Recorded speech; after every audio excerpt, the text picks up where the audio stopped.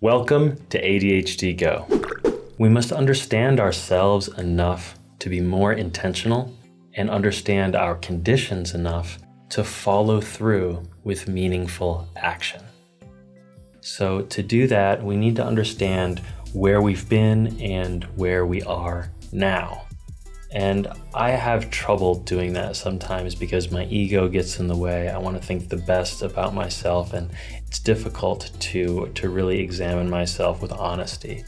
One thing that can help is to give yourself a little objectivity.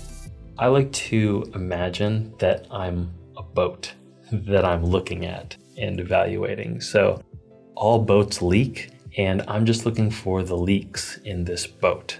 Right? Where are the leaks? I don't need to be ashamed of them. It's just a boat, and I'm just examining it and just going to write down where the leaks are so I can be aware of them and maybe take some action. I also want to know, what does this boat do well? I want to know what the strengths are. Also, I want to know what other conditions might affect the performance of this vessel. So in my case, besides ADHD, are there other comorbidities that are appearing in my condition, or that are there in my condition? So depression, anxiety, bipolar, a lot of common things that are comorbidities with ADHD. Are there other things that I haven't considered yet as far as my condition? What does my crew look like? Are they people who will pull me up? Are they focused on the same destination, the same goals? Are they comfortable being honest with me, and do I listen to them and accept their criticism?